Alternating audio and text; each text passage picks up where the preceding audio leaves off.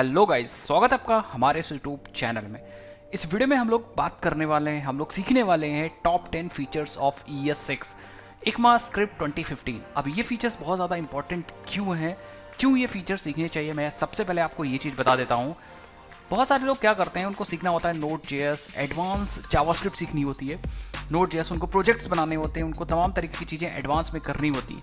तो अब ये चीज़ें मिस हो जाती हैं बहुत सारे लोगों से, मतलब ये चीज़ें, इन चीज़ों पे कमांड नहीं होती है। अगर मैं बोलूँ तो अगर उनको इन चीज़ों पे कमांड नहीं होगी तो आगे नहीं बढ़ पाएंगे। तो ये टॉप 10 फीचर्स मैं इस वीडियो में आपको सिखाने वाला हूँ जो सबसे ज़्यादा इंपॉर्टेंट है अगर आप Node.js, Express.js, REST APIs and तमाम तरीके की आगे की चीज़ें सीखना चाहते हो, प्रोजेक्ट्स बनाना चाहते हो, तो ये 10 चीज़ें मस्ट हैं। अब इसी के अंदर बहुत सारी चीज़ें आएंगी, जैसे प्रोमिसेस आएंगी, एरो फंक्शंस आएंगे, क्लासेस आएंगे, ऑब्जेक्ट्स आएंगे, तमाम तरीके की चीज़ें आएंगी। तो ये वीडियो बहुत ज़्यादा इंपॉर्टेंट है। बेसिक्स ऑफ जावास्क्रिप्ट मैं ऑलरेडी बना के रखा हूँ, पूरी की पूरी प्लेलिस्ट है, आप जाके उसको ज़रूर देखिए।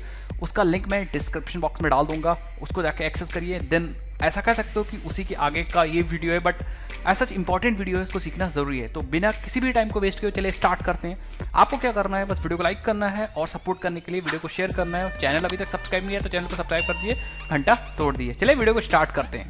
तो गाइज मैंने अपने यहाँ पे VS कोड ओपन कर लिया अपने सिस्टम में। आप अपना फेवरेट टेक्स्ट एडिटर ओपन कर लीजिए और यहाँ पे एक वर्क स्पेस ओपन है जहाँ हमने जावास्क्रिप्ट सीखे थे। जावास्क्रिप्ट काफ़ी चीज़ें कर रखी हैं, प्रोजेक्ट, ठीक है। इसी में हम लोग एक फाइल बना लेंगे काम करने के लिए। साथ ही साथ में VS कोड पूरा सेटअप है हमारा। सेटअप मतलब इसके अंदर हमने कुछ इंपॉर्टेंट एक्सटेंशंस इंस्टॉल कर रखे हैं प्रोजेक्ट को रन करने के लिए, तमाम तरह की चीज़ें करने के लिए। तो मैं क्या करूँगा, सारी चीज़ की वीडियो में बना रखा हूँ, आप सीरीज जाके देखोगे तो समझ जाओगे। फिलहाल मैं क्या करता हूँ, यहाँ पे सबसे पहले एक फ़ाइल बना लेते हैं हम लोग। राइट क्लिक करते हैं अपने प्रोजेक्ट में, फोल्डर में, न्यू फाइल पर करते हैं, नाम देते हैं इसका ES6-_features.js फाइल। ये फाइल मैंने बना लिया एंड इसी में सारे फीचर्स हम बारी बारी से सीखेंगे, जितने भी इंपॉर्टेंट फीचर्स हैं। नए फीचर्स भी बहुत सारे लोग इनको कहते हैं, ठीक है। तो इसी फाइल में हम लोग सीखेंगे और सिंपल सी बात है, हम इसमें अगर कुछ लिखते हैं, जैसे मैंने यहाँ console.log कर दिया और इसके अंदर लिख देते हैं स्टार्टिंग, या लिख देते हैं new features of JS। Save करेंगे। अब इसको रन करने के लिए, मतलब हमने यहाँ पे कोड लिख लिया, इसमें टेस्टिंग करेंगे, कोड लिख लेंगे। उसके बाद सिंपली हमारे पास एक रन बटन है, इसको क्लिक करेंगे एंड हमारा कंसोल पे यहाँ पे आउटपुट आ जाएगा न्यू फीचर्स ऑफ JS। इसको हम लोग छोटा बड़ा कर सकते हैं। अब क्योंकि हमें फाइल बार बार नहीं चेंज करनी है, तो मैं क्या करूँगा, इस जो भी अपना इधर फाइल एक्सप्लोरर था या जो भी था, इधर हमने फोल्डर वाला नेविगेशन विंडो बंद कर दिया है। हम अपने इस आउटपुट विंडो को राइट में शिफ्ट करेंगे। इसको करने के लिए आपको कुछ नहीं करना है, इस एरिया पे इधर राइट क्लिक करना है, मूव पैनल राइट है, यहाँ पे क्लिक करेंगे तो हमारा देखो आउटपुट वाली विंडो राइट में आ जाएगी। एंड हम कंट्रोल व्हील के साथ इसको छोटा बड़ा कर सकते हैं। तो अगर मुझे कुछ लिखना है, यहाँ पे मैंने लिख दिया लॉग या console.log लिख देते हैं, दिस इज सेकेंड लाइन, तो हम यहाँ लिख देते हैं this is second line. Save कर देते हैं एंड हम फिर से रन करेंगे तो हमारा आउटपुट आ जाएगा। तो राइट साइड में हमारा आउटपुट आएगा, लेफ्ट साइड में हमारा कोड लिखेंगे एंड यहाँ हम बारी बारी से एक एक फीचर्स चलिए स्टार्ट करते हैं। तो गाइस सबसे पहले फीचर की अगर मैं बात करूँ जो कि ES6 में इंट्रोड्यूस किया गया था, वो है यहाँ पे वेरिएबल को बनाने के तरीके जो थे पहले, उनको वेरिएबल को बनाने के लिए दो नए कीवर्ड्स हमारे पास लाए गए। सबसे पहले हम लोग जो वेरिएबल्स बनाते थे पुराने जावास्क्रिप्ट में, वो था वैर कीवर्ड। वैर कीवर्ड को यूज़ करके हम लोग वेरिएबल्स को क्रिएट करते थे। वेरिएबल हमको सबको पता है कि वेरिएबल कोई डेटा होगा, उसको अपने अंदर स्टोर करेगा। कह सकते हैं कि वेरिएबल कोई डेटा स्टोर करेगा, उसको हम लोग यूज़ कर सकते हैं। तो पहले क्या होता था कि ES6 से पहले हम लोग जो वेरिएबल्स क्रिएट करते थे वो वैर कीवर्ड्स की हेल्प से क्रिएट करते थे। तो वैर लिखते थे ए एंड फिर इक्वल टू और अपनी वैल्यू लिख देते थे। अब इसमें ए क्या है, ये वेरिएबल नेम होता था। अब इसमें अगर मुझे नेम लिखना, वेरिएबल सपोज हमें यहाँ स्टोर करना है कंपनी नेम, तो हम COMP नेम और यहाँ पे कंपनी का नाम हम लोग रख देंगे अपना, ठीक है, कंपनी का नाम जैसे टेस्ट रख दिया। तो एक वेरिएबल होता था। लेकिन ES6 में दो नए कीवर्ड्स इंट्रोड्यूस किए गए वेरिएबल को क्रिएट करने के लिए। एक था लेट कीवर्ड की हेल्प से हम लोग वेरिएबल को बना सकते हैं ES6 में। एंड इवन ये रिकमेंडेशन है कि आप लेटेस्ट वर्जन अगर आप यूज़ कर रहे हैं या मॉडर्न जावास्क्रिप्ट अगर आप यूज़ कर रहे हैं तो आपको लेट ही यूज़ करना है। वैर कीवर्ड पुराना हो चुका है, इसको यूज़ नहीं करना है। क्या डिफरेंस है मैं भी आपको बताऊंगा। साथ ही साथ में एक कीवर्ड और लाया गया, कॉन्स्ट। कॉन्स्ट से आप वेरिएबल बना सकते हैं, बिल्कुल सही। तो ये दोनों ES6 के नए फीचर हैं, लेट और कॉन्स्ट। तो मॉडर्न जावास्क्रिप्ट में की रिकमेंडेशन यही है कि आप लेट और कॉन्स्ट यूज़ करिए, वैर मत यूज़ करिए। अब दोनों में डिफरेंस क्या है और यूज़ हमको यही करना चाहिए, तो क्योंकि ये रिकमेंडेशन है तो आप यही यूज़ करिए, लेट एंड कॉन्स्ट ही यूज़ करिए, बाकी वेर मत यूज़ करिए, क्योंकि इसमें दिक्कत ये है क्योंकि जब कोई वेरिएबल आप वेर कीवर्ड की हेल्प से बनाते हो, अगर आपने ये वाला वेरिएबल बना रखा है, ये वाला वेरिएबल जो कि वेर कीवर्ड से बन रखा है, तो इसका जो स्कोप होता है वो होता है function scope. Function scope function scope function scope का मतलब होता है कोई वेरिएबल डिक्लेयर हुआ है तो वो पूरे फंक्शन के अंदर कहीं भी यूज़ हो जाएगा। यूज़ होने का मतलब कहीं भी कॉल कर सकते हो, चाहे आपने इफ़ के अंदर डिक्लेयर किया, चाहे इफ़ के बाहर डिक्लेयर किया, चाहे फॉर के अंदर डिक्लेयर किया, आप उस फंक्शन के अंदर यूज़ कर सकते हो। बट इन दोनों वेरिएबल का जो स्कोप है वो है हमारा ब्लॉक स्कोप। मतलब ब्लॉक स्कोप का मतलब है अगर लेट और कॉन्स्ट की हेल्प से वेरिएबल डिक्लेयर कर दिया गया है तो सिर्फ और सिर्फ जिस ब्लॉक में डिक्लेयर किया गया होगा उसी के अंदर यूज होगा। जैसे फॉर एग्जांपल आपका एक घर है, घर एक फंक्शन है सपोज, तो वेरिएबल का मतलब वेर कीवर्ड से अगर आपने कोई वेरिएबल डिक्लेयर किया है तो आपने उस घर के, उस होम के, उस घर के या उस हाउस के किसी भी रूम के अंदर आपने वेरिएबल बनाया है तो वो कहीं भी यूज हो सकता है। लेकिन अगर लेट और कॉन्स्ट की हेल्प से बनाया आपने वेरिएबल तो वो जिस रूम में बनाया होगा वो उसी रूम में यूज होगा। मैं आपको यहाँ पे एग्जांपल दिखाता हूँ प्रैक्टिकल। तो हम लोग क्या करते हैं, सबसे पहले हम लोग इसको कमेंट करते हैं एंड हम लोग वेर कीवर्ड वाला प्रैक्टिकल करते हैं। ठीक है, तो हम यहाँ एक फंक्शन बनाएंगे एंड अभी हम नॉर्मल फंक्शन बनाएंगे, अभी यहाँ पे एरो फंक्शन नहीं यूज करेंगे। तो हमने यहाँ एक फंक्शन बना लिया जिसका नाम है ऐसे बना देते हैं टेस्ट, एक टेस्ट नाम का फंक्शन है। जावास्क्रिप्ट फंक्शन बनाने के लिए हम लोग फंक्शन कीवर्ड यूज करते हैं जैसा आपको पता है। एंड यहाँ पे हमने क्या किया यार, हम लोग एक ऐसे ही कंडीशन लगा देते हैं। सपोज हमारे पास एक नंबर है एंड नंबर नहीं डायरेक्ट हम लगा देते हैं। इफ़ एक कंडीशन लेते हैं क्या 3 बड़ा है 2 से, एंड ऑब्वियस ही बात है 3 तो 2 से बड़ा ही है तो कंडीशन ट्रू होने वाली है, ये हमें पता है। एंड हम यहाँ एक वेरिएबल डिक्लेयर करेंगे x इक्वल टू 12। ठीक है, एंड हमने क्या किया, हम यहाँ पे लॉग भी देंगे x की वैल्यू, या ऐसे लिख देते हैं value of x and then हम लोग x की वैल्यू लिख देंगे। ठीक है, एंड थोड़ा सा हल्का सा हम इसको इस तरफ खींच लेंगे जिससे हमें परफेक्ट है। तो हमने इफ़ के अंदर ये सारा काम किया है। इफ़ अगर 3 इज ग्रेटर देन 2 जो कि हमेशा ट्रू है condition, and a condition true है तो हम आ जाएंगे अपने इफ वाले ब्लॉक में एंड यहाँ एक वेरिएबल क्रिएट होगा 12 एंड वेरिएबल यहाँ पे प्रिंट हो जाएगा, value of x equal to x की वैल्यू प्रिंट हो जाएगी। बट कमाल की बात ये है क्योंकि ये जो वेरिएबल डिक्लेयर हुआ है वो वेर कीवर्ड की हेल्प से हुआ है, इसका सिंपल सा मतलब होता है कि इसका जो स्कोप होगा वो सिर्फ और सिर्फ इस इफ के अंदर नहीं होगा। इसका स्कोप फंक्शनल स्कोप है या फंक्शन स्कोप है। तो फंक्शन स्कोप है, इसका मतलब ये कहीं भी इस फंक्शन के अंदर यूज हो सकता है। मतलब अगर हम इसके नीचे भी अगर हम लॉग करते हैं कंसोल डॉट लॉग लिख देते हैं यहाँ आउटसाइड ब्लॉक एंड x की वैल्यू प्रिंट कर देते हैं, तो आउटसाइड ब्लॉक भी ये प्रिंट हो जाएगा एंड x की वैल्यू यहाँ पे आ जाएगी, जबकि ऐसा नहीं होना चाहिए था। ये वेर की मदद से किया है इसीलिए ऐसा हो रहा है। मैं आपको दिखाता हूँ, अगर हम इसको रन कर देते हैं तो आप देखोगे यहाँ पे आपका जो आउटपुट मिला वो ठीक है। सबसे पहले इस फंक्शन को कॉल कर लेते हैं, तो हम इसके नीचे इस टेस्ट को कॉल कर लेते हैं, देन हम लोग अगेन अपना फाइल को चलाएंगे। फिर से मैंने फाइल को चलाया एंड आप देखोगे यहाँ वैल्यू ऑफ x 12 मिली है, ये इफ़ के अंदर की वैल्यू है, एंड देन हमें आउटपुट मिला है आउटसाइड ब्लॉक 12। मतलब ये वाला भी चला एंड यहाँ पे हमारे पास x वैल्यू प्रिंट हुई है। इसका मतलब ये इसका स्कोप स्पेसिफिक नहीं रहता है, स्पेसिफिक टू ब्लॉक नहीं रहता है, इसका फंक्शनल स्कोप है। फंक्शनल बार बार बोल रहा हूँ, फंक्शन स्कोप है। फंक्शन स्कोप का मतलब वो फंक्शन के अंदर कहीं भी यूज हो सकता है, कोई दिक्कत नहीं। अगर मैंने यही चीज़ लेट की हेल्प से किया होता उस केस में आप देखोगे अगर मैं रन कर रहा हूँ तो यहाँ पे एरर आ जा रही है, cannot access x before initialisation. मतलब यहाँ पे x नहीं यूज हो पा रहा है एंड ये लाइन नंबर वगैरह भी बता रहा है। यहाँ पे आप देखो आउटसाइड यहाँ पे एरर आ रही है। आई थिंक आपको समझ में आ गया होगा, मैं समझाने की क्या कोशिश कर रहा हूँ।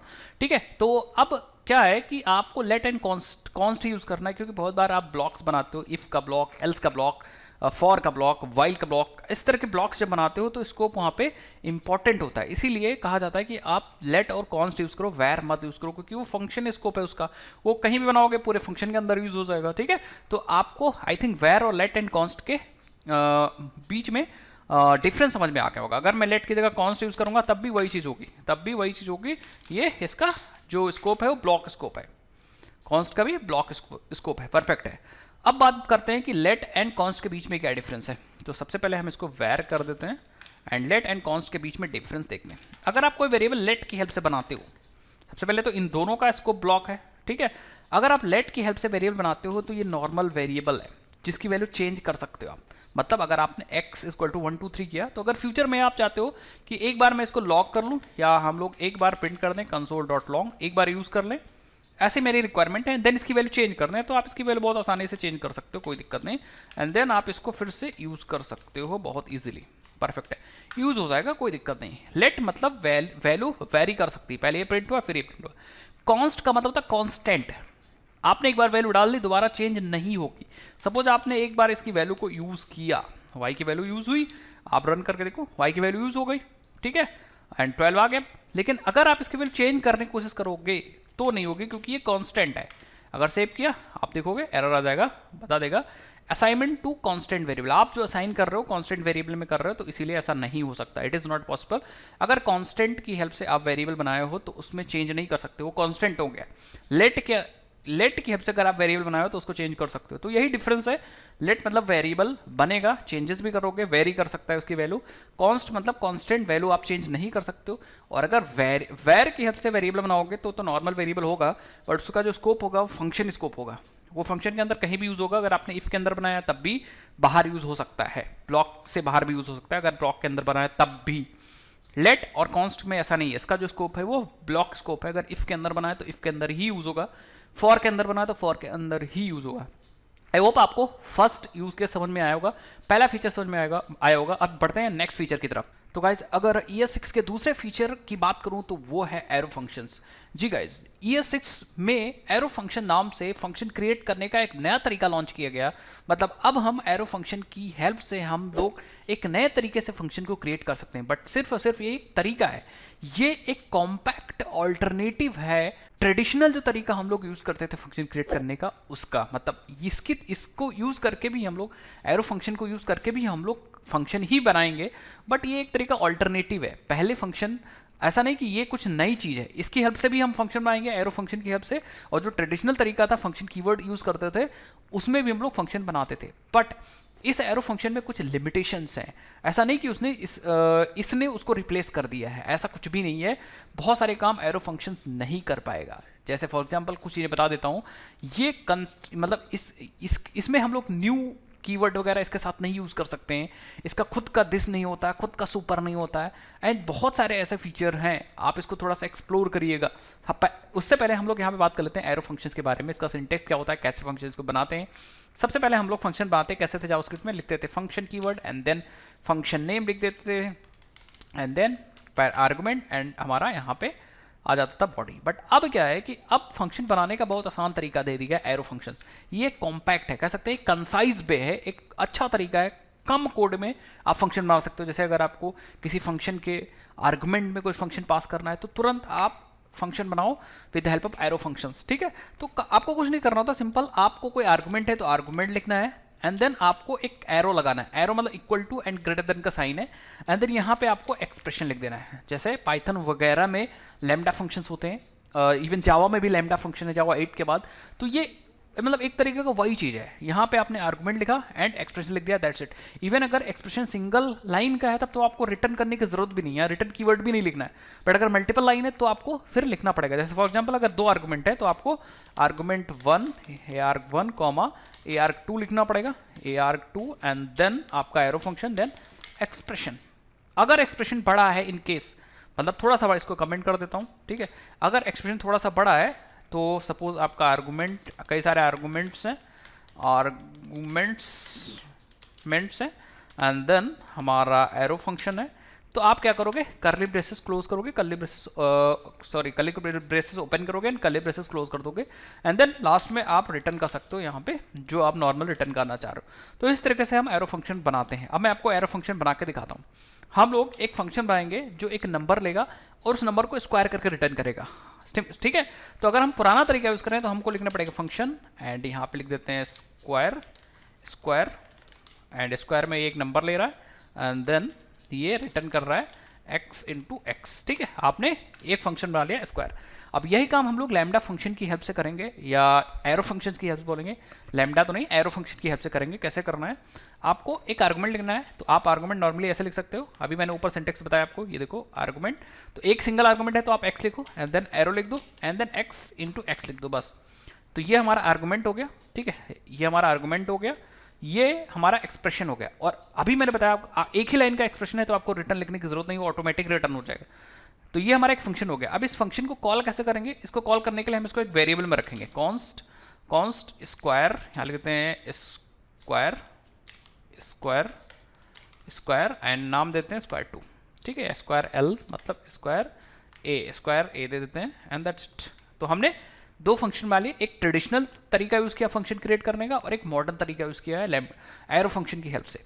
अब दोनों की हेल्प से हम लोग कॉल कर सकते हैं अपना फंक्शन, मतलब स्क्वायर की हेल्प से भी हम लोग स्क्वायर निकाल सकते हैं, स्क्वायर ए की हेल्प से भी हम लोग स्क्वायर निकाल सकते हैं। मैं निकाल के दिखाता हूँ, console.log एंड पहले ऊपर वाला कॉल करते हैं स्क्वायर एंड यहाँ पे देते हैं 3 एंड देन नीचे वाला console.log स्क्वायर ए एंड यहाँ देते हैं 5 एंड देन रन करते हैं, सो आप देखोगे हमारे पास 9 एंड 25 है। तो दोनों तरीके हैं हमारे पास काम करने के, ये है एक एरो फंक्शन को यूज करके, ये है हमारा एरो फंक्शन की एरो फंक्शन को ना यूज करके, मतलब नॉर्मल ट्रेडिशनल तरीका ज़्यादा पावरफुल है काम करने का। ये चीज़ अभी मैं बता दे रहा हूँ। एरो फंक्शन के पास कुछ लिमिटेशन है, बट लिमिटेशन तो है एरो फंक्शन के बाद, बट ये कंसाइज तरीका है काम करने का, कॉम्पैक्ट तरीका है काम करने का। इसका यूज़ प्रैक्टिकल यूज़ बहुत बार आप देखते हो, प्रैक्टिकल यूज़ जैसे रिएक्ट वगैरह में बहुत ज़्यादा प्रैक्टिकल यूज़ होता है जब आप फ्रेमवर्क्स पढ़ते हो, जैसे रिएक्ट फंक्शनल कंपोनेंट ही बनाते हैं। तो जब फंक्शनल कंपोनेंट बनाते हैं तो बहुत ज़्यादा लोग क्या करते हैं कि एरो फंक्शंस यूज़ करते हैं फंक्शनल कंपोनेंट बनाने के लिए, कि ये थोड़ा मतलब कंसाइज है, कॉम्पैक्ट होता है काम करने के लिए, इसलिए आपको ये चीज़ें आनी चाहिए। अब एक चीज़ और बताता हूँ यार, सपोज आपको कोई कॉलबैक में कुछ चीज़ डालनी है, या सपोज आपके पास कोई एरे है उसके अंदर कोई फंक्शन डालना है। सपोज मैं यहाँ पे एक एरे लेता हूँ, एक एरे ए नाम से है एंड इसमें कुछ वैल्यूज़ रखी हैं एंड इसमें ट्रेवर्स करना है आपको, मतलब एक एक वैल्यूज़ निकालनी है। तो ए के पास एक फॉर ईच नाम से फंक्शन है, वो एक कॉलबैक लेता है। तो अब यहाँ पे एक नया फंक्शन पास करना है, तो नया फंक्शन पास करना है तो कोई ज़रूरी नहीं भाई ऐसा क्यों पास करोगे आप, या नॉन फंक्शन क्यों पास करोगे, आप सिंपली एक लैम्डा पास कर दो, दैट्स इट।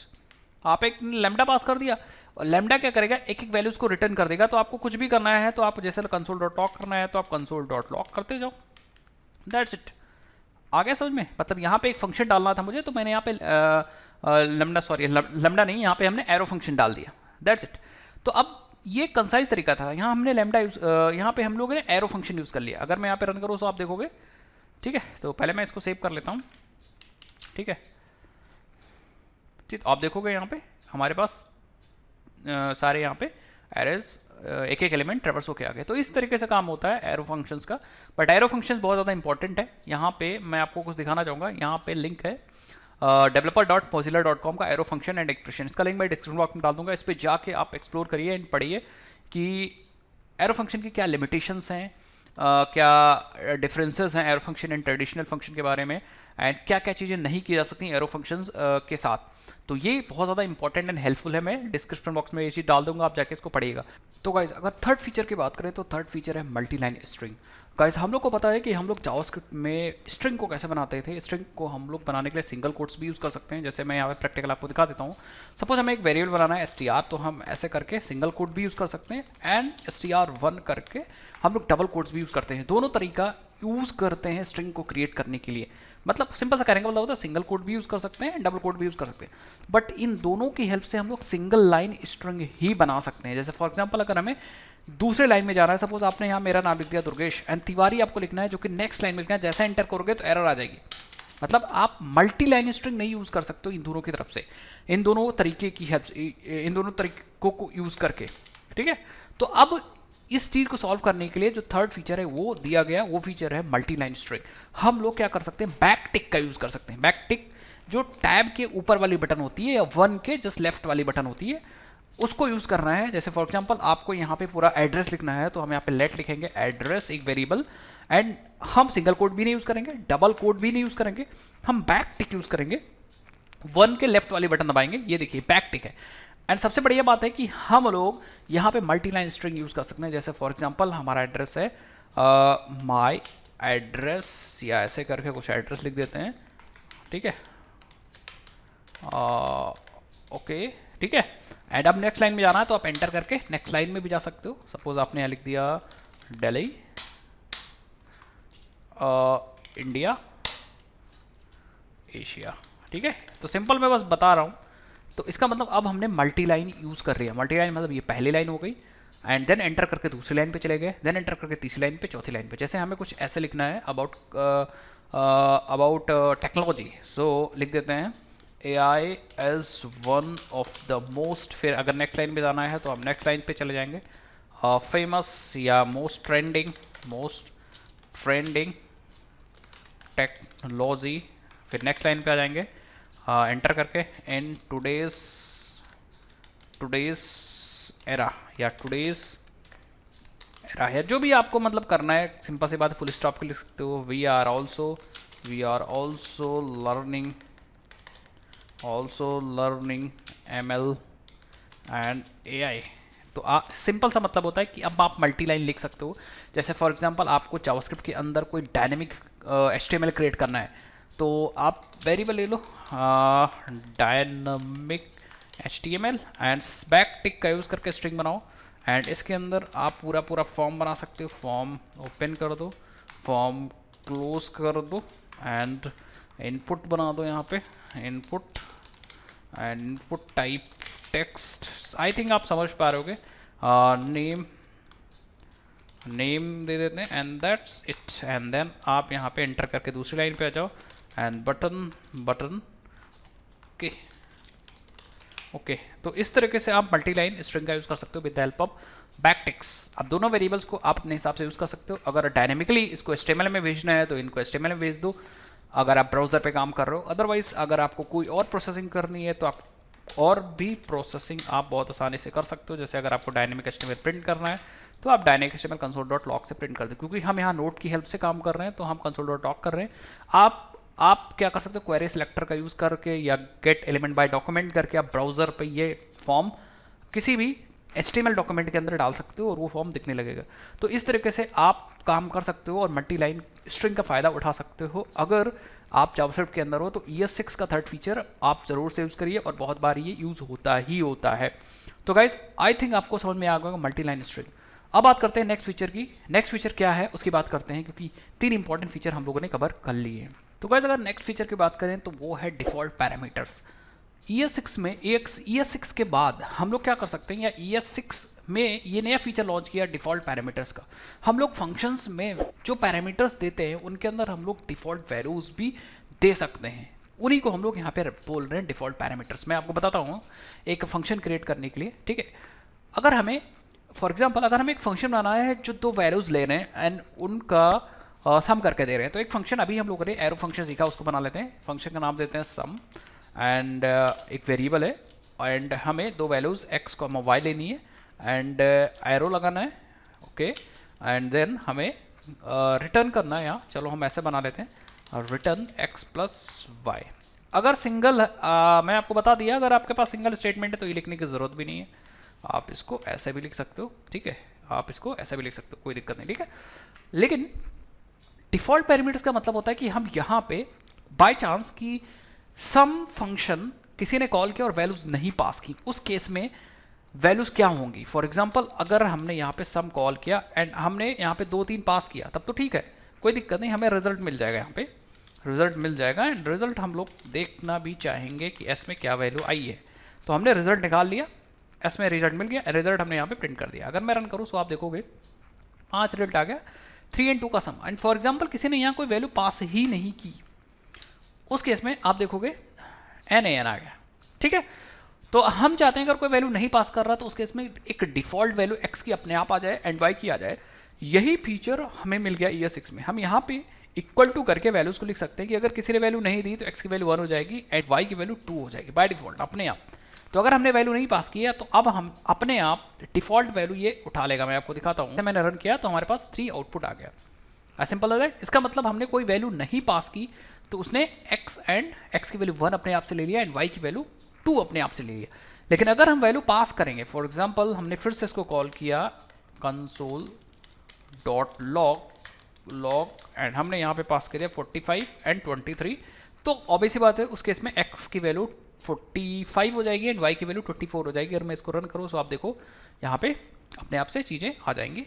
ओके, लॉग नहीं करना भाई, क्या ही कर रहा हूँ मैं, सम करना है, ठीक है। तो हम सम करके देन हम लोग इसको रन करेंगे। सो आप देखोगे हमें 69 मिल जाएगा। तो अब ये फीचर हमें मिला ES6 में कि अब हम लोग क्या कर सकते हैं, डिफ़ॉल्ट पैरामीटर्स या बोले तो हम लोग क्या कर सकते हैं, अपने आर्गुमेंट में ही इक्वल टू करके एंड डिफ़ॉल्ट वैल्यूज़ पैरामीटर्स के अंदर पास कर सकते हैं इसके फंक्शन के सिग्नेचर में ही। पहले भी इन चीज़ों को किया जाता था, ऐसा नहीं है, बट वहाँ पे पाइप ऑपरेटर्स वगैरह यूज़ करके काम करते थे, बट यहाँ पे आप नॉर्मली डिफ़ॉल्ट पैरामीटर्स पास कर सकते हो फंक्शन के अंदर। तो गाइस हम लोग बढ़ते हैं नेक्स्ट फीचर की तरफ। आई थिंक आपको ये फीचर समझ में आ गया होगा, बहुत इंपॉर्टेंट फीचर था, बट मतलब काफ़ी बढ़िया फीचर था, इसको हम लोग यूज़ कर सकते हैं। बहुत बार जब फंक्शन में आते हैं तो उसकी ज़रूरत भी पड़ती है, तो इसको मैं कमेंट आउट कर देता हूँ। एंड जो फिफ्थ फीचर है उसकी बात करूँ वो है टेम्पलेट लिटरल्स। स्ट्रिंग इंटरपोलेशन का है या टेम्पलेट लिटरल्स का है, ठीक है। तो हम फिफ्थ फीचर लिखेंगे टेम्पलेट लिटरल्स। अब क्या है भाई, बैकटिक जो लॉन्च किया ना भाई, मतलब मज़ा ही आ गया मल्टी लाइन के लिए। बट मल्टी लाइन जब आप स्ट्रिंग बना रहे हो तो उसके अंदर हम लोग डायनेमिक वैल्यूज़ भी पास कर सकते हैं। फॉर एग्जांपल आपके पास दो वैल्यूज़ हैं, एक x है, x में है 12 एंड एक है y के अंदर है 16। एंड हमें क्या करना है, इन दोनों का सम करना है, या हमें हाँ इन दोनों का सम करना है। तो हम लोग नॉर्मली या स्ट्रिंग मान लो हमारे पास एक स्ट्रिंग है लेट str और हमें मल्टी लाइन स्ट्रिंग बना रहे हैं एंड हमें यहाँ पे वैल्यू ऑफ x, अब इस x की जगह x की वैल्यू मुझे चाहिए। तो हम लोग पहले क्या करते थे, कॉन्कैटेनेशन यूज करते थे, प्लस यूज करते थे, बट अब हम क्या कर सकते हैं, टेम्पलेट लिटरल्स यूज कर सकते हैं। इस बैकटिक के अंदर ही हमें यूज करना है डॉलर एंड डॉलर के बाद लगाना है करली ब्रेसेस एंड दैट्स इट। हम x डाल देंगे, अब ये अपने आप से इसको पूरा सॉल्व कर देगा, मतलब यहाँ पे x की वैल्यू आ जाएगी, ठीक है। And value of x and y की जगह हम लोग यहाँ पे y लिख देंगे, तो इसी को हम बोलते हैं टेम्पलेट लिटरल, ठीक है। तो अब हम अगर स्ट्रिंग की वैल्यू चेक करेंगे क्या है, तो अगर हम console.log करते हैं str तो आप देखोगे यहाँ पे क्या मिलेगा, मतलब काफ़ी बढ़िया चीज़ दिखेगी आपको। देखिए value of 12 and 45, I think आपको समझ में आएगा। एंड वैल्यू ऑफ x कर देंगे तो वैल्यू ऑफ x आ जाएगा एंड y अपने आप से y आ जाएगा। तो जहाँ जहाँ आपको डायनेमिक वैल्यू चाहिए वहाँ पे आप डॉलर कर्ली ब्रेसेस ओपन करके कर्ली ब्रेसेस क्लोज करके उसके अंदर आप वैल्यूज डाल सकते हो। इवन यहाँ एक्सप्रेशन भी डाल सकते हो, मैं आपको दिखाता हूँ। फॉर एग्जाम्पल अगर आपको लिखना है सम ऑफ, आपको लिखना है यहाँ सम ऑफ, तो बैकटिक यूज करिए स्ट्रिंग बनाने के लिए, सम ऑफ x एंड y डाल दो एंड इज एंड फिर आप लिखो x प्लस y। तो हमने क्या किया, हमने सिंपली एक्सप्रेशन बना दिया, यहाँ पे x प्लस वाई भी कर दिया एंड सेव किया एंड देन फिर से रन करेंगे। सो आप देखो पहले सेव कर लेते हैं अच्छे से, ठीक है, एंड देन रन करते हैं। सो आप देखोगे सम ऑफ 12 एंड 45 इज 57। तो इस तरीके से हम लोग टेम्पलेट लिटरल्स यूज करेंगे काम करने के लिए। सिंपल सी बात है कि हम लोग बैक टिक यूज करना है, बट ये सिंगल कोट नहीं है, ये चीज याद रखिएगा, ये बैक टिक है। तो बैक टिक के अंदर हम लोग वेरिएबल्स को ला सकते हैं with the help of dollar curly braces की हेल्प से, इवन एक्सप्रेशन भी डाल सकते हैं। मैंने आपको एक्सप्रेशन भी डाल के दिखाया। तो ये था हमारा फिफ्थ फीचर। अगर हम बात करें सिक्स फीचर की, तो भाई ये सबसे ज़्यादा इंपॉर्टेंट फीचर है और ये फ्रेमवर्क्स में आप बहुत ज़्यादा यूज़ करोगे। अब बात करते हैं हम लोग डी स्ट्रक्चरिंग असाइनमेंट्स की। डी स्ट्रक्चरिंग, एरे को डी स्ट्रक्चर करना, एरे को एंड साथ ही साथ में ऑब्जेक्ट को डी स्ट्रक्चर करना। तो अब हम बात करने वाले हैं डी स्ट्रक्चरिंग असाइनमेंट्स। मतलब फॉर एग्जाम्पल आपके पास एक एरे है, एरे बनाना आपको आता ही है। सपोज हमारे पास एरे है जिसका नाम है माई एरे एंड इसके अंदर कुछ वैल्यूज़ हैं, दो वैल्यूज़ ले लेते हैं, एक के अंदर 22 रखा है, एक के अंदर 55 रखा है। अब हमें दो वेरिएबल के अंदर इन वैल्यूज़ को निकालना है। तो हम लोग कैसे यूज़ करते हैं भाई, हमारे पास एक वेरिएबल ए या एक्स है, तो हमको पहला वेरिएबल निकालने के लिए ऐसे लिखना पड़ता है काफ़ी मेहनत करके, एंड वाई के अंदर दूसरा वेरिएबल निकालने के लिए माई एरे के बाद 1 पास करना होगा। ये एक तरह का डी स्ट्रक्चरिंग है, लेकिन मतलब ये एक तरह का वैल्यू हम लोग गेट तो कर रहे हैं, बट काफ़ी मतलब बेकार सा तरीका है। तो एरे डी स्ट्रक्चरिंग में क्या किया गया, आप ऐसा करिए डायरेक्टली लेट दो वेरिएबल एरे के अंदर ही लिखिए, ठीक है, x, y एंड फिर इक्वल टू में आप अपना एरे पास कर दीजिए। बस अपने आप से क्या होगा, इस एरे के अंदर जो पहली वैल्यू होगी 22 अपने आप से x में चली जाएगी एंड जो दूसरी वैल्यू होगी 55 वो अपने आप में y में चली जाएगी। मैं आपको दिखाता हूँ लॉक करके। तो मैंने लॉक किया x एंड console.log किया है y किया एंड हमारे अकॉर्डिंग एरे डी स्ट्रक्चरिंग के अकॉर्डिंग ए में आना चाहिए 22 एंड वाई में आना चाहिए 55। अगर मैं इसको सेव करूं एंड रन करूं, सो आपको आई थिंक आउटपुट मिल गया होगा। एग्जैक्टली आई थिंक आपको समझ में आ गया होगा कि मतलब कहने मैं क्या कह रहा हूँ।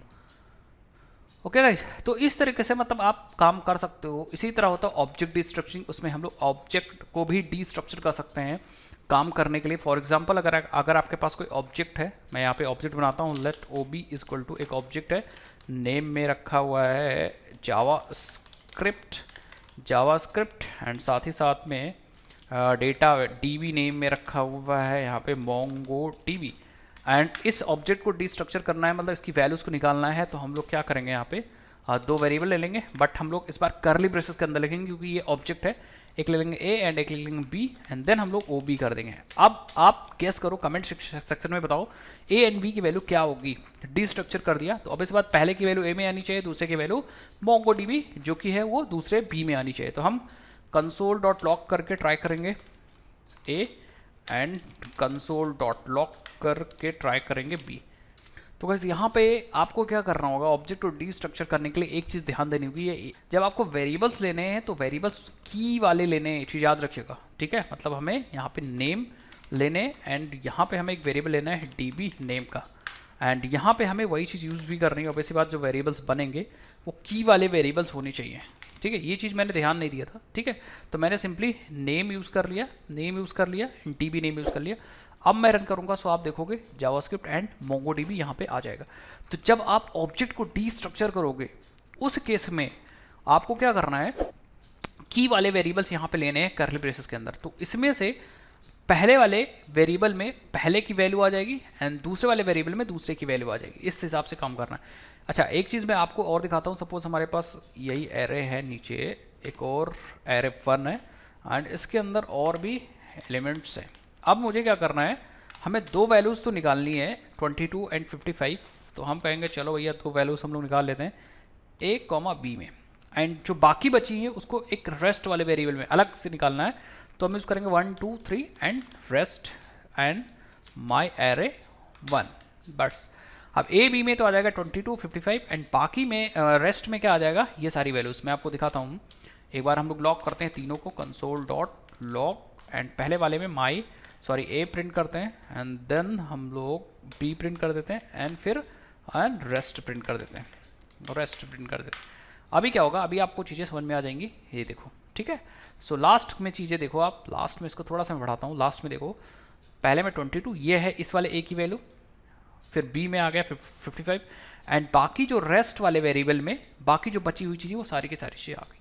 तो इस तरीके से एरे डिस्ट्रक्चरिंग एंड ऑब्जेक्ट डिस्ट्रक्चरिंग काम करता है, ठीक है। एंड आपको मैंने बता दिया कि डिस्ट्रक्चरिंग असाइनमेंट्स क्या है। इसमें आप नॉर्मली डायरेक्ट वेरिएबल्स बना के एरे के वैल्यूज़ को फैच आउट कर सकते हो, उन वेरिएबल में असाइन कर सकते हो, डिस्ट्रक्चर कर सकते हो एंड ऑब्जेक्ट में भी यही काम कर सकते हो। ऑब्जेक्ट के अंदर जो वैल्यूज़ हैं उनको बाहर निकाल सकते हो इस वाले सिंटेक्स की हेल्प से। बाकी आप इसको एक्सप्लोर कर सकते हो, यूजफुल लिंक्स होंगी तो मैं नीचे डाल दूंगा, आप जाके यूज़ कर सकते हो। चलिए अब बात करते हैं नेक्स्ट वीडियो में, क्योंकि ये वीडियो काफ़ी ज़्यादा लंबा हो रहा है तो मैंने चाहता हूँ लंबा हो वीडियो, आप लोग बीच में छोड़ के जाओ। तो नेक्स्ट वीडियो इसका आ जाएगा जिसके अंदर बाकी बचे हुए फीचर्स जैसे प्रोमिसेस, क्लास ऑब्जेक्ट, सब चीज़ें आ जाएंगी। इस वीडियो के लिए इतना रखते हैं। अगर आपको वीडियो समझ में आई तो वीडियो को लाइक करना, चैनल को सब्सक्राइब करना मत भूलिएगा। मिलता हूँ नेक्स्ट वीडियो, तब तक के लिए जय हिंद जय भारत, बाय बाय।